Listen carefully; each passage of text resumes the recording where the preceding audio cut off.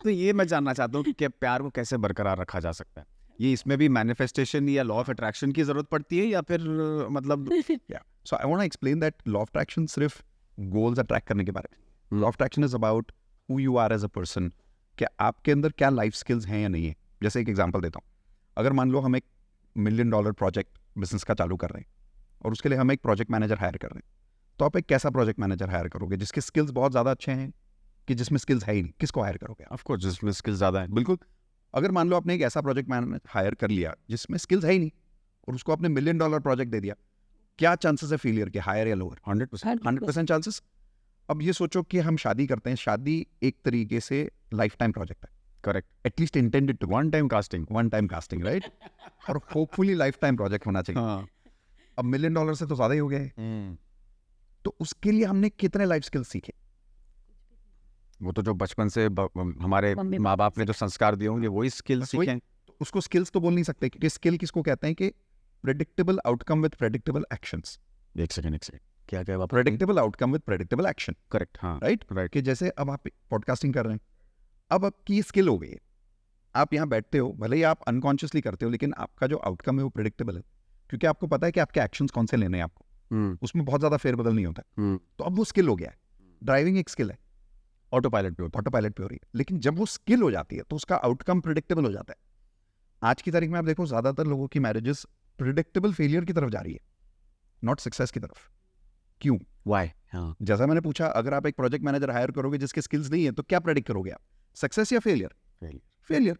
उसी तरीके से मैं कह रहा हूँ कि अगर किसी की मैरिज की कोई स्किल्स ही नहीं है, उसने कुछ सीखा ही नहीं कि how do I have to handle my wife's emotions, how will she handle my mother's emotions, how will we manage the dynamics between us. किसी के साथ में दिन में 1 घंटा बिताना बहुत अलग बात है, पर जब शादी होती है तो 24 घंटा साथ में रहते हैं. हम तो काम भी साथ में करते हैं, तो और ज्यादा टाइम बताते हैं, आपको पता है. झगड़े करते हैं हम लोग. तो एग्जैक्टली करते हैं झगड़े. Handle that. But how do you manage that? Conflict management में तो एक स्किल है ना. हाँ. तो उसको सीखने के 2 तरीके हैं. या तो आप ट्रायल एंड एरर करो, पर ट्रायल एंड एरर में 50-50 चांसेस होते हैं, which is what's happening in marriages today. Toss on your coin, या तो सक्सीड या तो फेल. या बेटर तरीका यह है कि लॉ ऑफ अट्रैक्शन के कुछ प्रिंसिपल से वो स्किल्स डेवलप कर लो कि क्या फ्रीक्वेंसी मेरे अंदर होनी चाहिए जिससे लव अट्रैक्शन होता रहे. जैसे आपने पूछा, लव अभी भी बरकरार है, बट वहां से आने के पहले यहाँ से आया, तो I have to maintain my love frequency. वो जो स्किल है वो हमने हमारे मेंटोर से सीखी. Indu also learn how to maintain her love frequency. Thankfully हमारे मेंटोर्स हमारे साथ में बहुत सालों से हैं, जिन्होंने हमको मैनिफेस्टेशन के कुछ ऐसे स्किल्स हमेशा से सिखाए, because of it we are able to maintain that love between us. जरा मुझे भी सिखाओ ये कैसे करते हैं. वैसे तो मतलब ऐसा नहीं कि मेरा प्यार खत्म हो चुका है, एग्जैक्टली, लेकिन उसको मेंटेन कैसे करना चाहिए. और जो ऐसे रिश्तों में हैं जो काफ़ी सालों से एक ही रिश्ते में हैं, मतलब in the sense husband wife's हैं और बहुत टाइम तक एक दूसरे के साथ रह रहे हैं, तो वो अपने प्यार को कैसे बरकरार रख सकें. ऑफ कोर्स स्पार्क्स नहीं रहेंगे रिलेशनशिप में, लेकिन how to maintain that love frequency. Is there any technique for that? there is. So it's not really just a technique, it's a lifestyle, right? जैसे अगर मैं फिर से स्किल की बात करूं, skill is not just a technique, right? It's a lifestyle, something that you will do for the rest of your life. अगर आप बोलो किसी को सिर्फ वेट लॉस करना है तो टेक्निक है, पर अगर जिंदगी भर वेट मेंटेन करना है तो लाइफस्टाइल है. हाँ, राइट. तो प्यार अगर चाहिए जिंदगी भर के लिए और स्पार्क जिंदगी भर के लिए चाहिए, तो कुछ लाइफस्टाइल्स मेंटेन करनी पड़ती है. जैसे एन एग्जांपल, बहुत प्यारा एक कॉन्सेप्ट है लॉ ऑफ अट्रैक्शन में, जो हम एडवांस लॉ ऑफ अट्रैक्शन में सिखाते हैं, कि आदमी के अंदर सुपर पावर्स होती है yang energy, right. Energy is frequency. Women has the super power of yin energy. Yin energy यानी फेमिनाइन एनर्जी. अगर जो कभी भी केमिस्ट्री होती है दो लोगों के बीच में, जो अट्रैक्शन जिसको आप स्पार्क बोलते हो, that spark is always and always between yin and yang. ये दो के बीच की स्पार्क होती है. अगर मान लो 2 लड़के मिले जिसमें दोनों में यांग एनर्जी है, दोस्ती तो हो जाएगी, क्या लव अट्रैक्शन होगा? नहीं, unless and until they are have different preferences. But even those preferences you will observe, there is one who's yang and the second is yin. Always. Yeah. Always. ये लोग ये अच्छा, जानते नहीं ये लोग ये बात. this is very strange. If there are 2 boys in a relationship, it is not 2 boys. It is one yang and one yin. The attraction is still between 2 energies. It's not between 2 bodies. In bodies, physically, they are two boys. ये तो बहुत ही नया subject है मेरे लिए, कभी सोचा ही नहीं मैंने इस बारे में. हाँ. 2 लड़कियां भी अगर रिलेशनशिप में है, Same. 2 bodies नहीं है रिलेशनशिप में, हमको लग रहा है 2 bodies है. There are 2 energies being attracted to each other called yin and yang. एक फेमिनाइन होगी, एक बहुत ज्यादा मैस्कुलाइन होगी। हम्म, और इस चीज को मैं आपको स्टैम्प पेपर पे लिख के दे सकता हूँ, मुझे कोई भी रिलेशनशिप दिखा दो, the attraction is between yin and yang। अब अट्रैक्शन ज्यादा कब है? जब ये रोल्स रिवर्स हो जाते हैं। अच्छा, एग्जाम्पल ले लो कि मान लो लड़की के अंदर बहुत ज्यादा yang एनर्जी आ गई, बट है तो वो लड़की, तो the man is gonna get attracted to her as a woman, but now when he comes close to her, उसको फिजिकली, इमोशनली, एनर्जेटिकली क्या फील होगा? Masculine energy. अगर वो मैस्कुलाइन एनर्जी प्रैक्टिस कर रही है तो Correct. तो अट्रैक्शन होगी कि नहीं होगी? तो Definitely. स्पार्क खत्म हो गया। राइट, लेकिन अगर she maintains that feminine energy, तो स्पार्क जाएगा कहाँ से? स्पार्क तो अपने आप होता है, आप थोड़ी क्रिएट करते हो।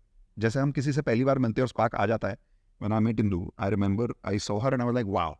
But it was not just about the looks.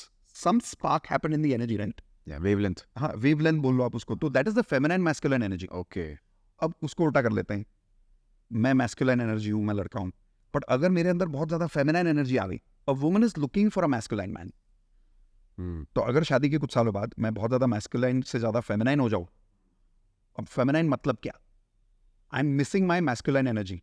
Examples, masculine energy की कुछ क्वालिटीज देखते हैं जिसको आप एनर्जी बोल सकते हो। Taking responsibility, working hard, being focused, being aggressive towards his goals. अगर ये क्वालिटीज किसी लड़के में कम है तो मैं आपको शर्त लगा के बोल सकता हूँ कि वो मैस्कुलाइन एनर्जी उसकी सप्रेस्ड हो गई है। और ऐसे लड़के आप देखोगे ड्रीम्स बड़े बड़े रखेंगे, मेहनत नहीं कर पाएंगे, काम नहीं कर पाएंगे, फोकस नहीं होंगे, इधर उधर डाइवर्ट होते रहेंगे। कोई भी इनको आके कुछ भी बोल देगा, they will take him for granted, उसको पता नहीं चलेगा। They will be emotionally so gullible कि कोई भी आके उसको रुला देगा, उसका एडवांटेज उठा लेगा। क्यों? दिखने में लड़का है, अंदर फेमिनाइन एनर्जी है। सारी जो क्वालिटीज एक लड़की में हो सकती है वो उसके अंदर आई। अब अगर वो हुआ, so will she be attracted to this man who looks like a man but has feminine energy? She will be friends with me but not that spark. Correct, तो ऐसे रिलेशनशिप में आप कई बार देखोगे लोग बोलते हैं, यार उसके साथ ना मेरी दोस्ती बहुत अच्छी है, उसके साथ बैठता हूँ, बात करता हूँ, बहुत अच्छा लगता है, बट वैसी वाली फीलिंग नहीं है। Right? Lot of times a girl will say, यार वो लड़का तो बहुत अच्छा है, जिंदगी भर से मेरा दोस्त है, बट उसके साथ वो वैसा वाला रिलेशनशिप, अट्रैक्शन नहीं है। पता नहीं क्यों। मेरी सारी फ्रेंड्स बोलती है कि वो मेरे लिए परफेक्ट कैंडिडेट है, मुझे वो फील ही नहीं होता। Right, Spark of the yin yang frequency is missing. Correct, So to answer your question, what I think we've been able to maintain between both of us is that beautiful balance of feminine and masculine energy, जो मेरे अंदर दोनों है, इसके अंदर भी दोनों है. But how do we balance that? So I don't let my feminine energy overpower me. She doesn't let her masculine overpower her. So that spark remains naturally. But उसके लिए हमको खुद पे काम करना पड़ा. बहुत ज्यादा। मैंने ऐसे कई कई बार देखा है कि बहुत लड़कियां ये भी तो बोलती ना कि I am a Tom boy. अब वो ये बोल बोल के वो अपने आप को मैस्कुलिन कर रही है। Masculine हो गई. और मैस्कुलिन लोगों को कभी भी मैस्कुलिन लोग नहीं पसंद आते, मतलब मोस्टली मैं नॉर्मल लोगों की बात कर रहा हूँ, तो वो हमेशा ऑपोजिट के लिए अट्रैक्ट होते हैं। तो जब वो अगर मैस्कुलिन हो जाएंगे तो फिर मैन कहाँ से अट्रैक्ट होंगे उनसे? That's true. तो उनको बेसिकली नहीं बोलना चाहिए।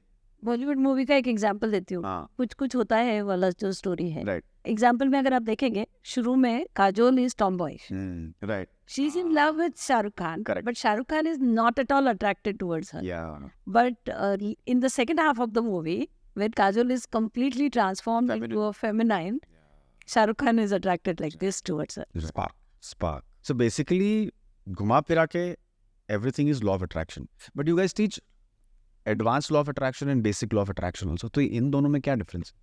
So basic law of attraction, हम सिर्फ गोल्स की बातें करते रहते हैं. अगर आप यूट्यूब पे जाके देखोगे बेसिक लॉ ऑफ अट्रैक्शन, अगर आप टाइप करोगे या लॉ ऑफ अट्रैक्शन टाइप करोगे, तो आपको पता चलेगा कुछ टेक्निक्स मिलेंगे. Affirmations, visualization, positive thinking, vision board, ये 4-5 टेक्निक्स हैं. Right. और इसके ऊपर पूरी दुनिया लोगों की घूम रही है. बट ये this is only about attracting goals. It's not about who you are as a person. It's not talking about आपकी एनर्जी अंदर क्या है, आप किस टाइप के इंसान हो. वो जो डिटेल्स हैं वो एडवांस लॉ ऑफ अट्रैक्शन में आते हैं. जैसे मैंने यिन यांग एनर्जी बताया, जैसे आपने बोला ये नया टॉपिक है आपके लिए, Right. कि ये बेसिक लॉ ऑफ अट्रैक्शन नहीं है, ये एडवांस लॉ ऑफ अट्रैक्शन ये है. एक मॉड्यूल है हमारा. अच्छा. अच्छा, ये हमारे वर्कशॉप का 5वां लेसन है, पहला नहीं है. और मैंने पहले निकलवा लिया. आपका पहले निकल रहा है. So this is an example of advance law of attraction. Okay.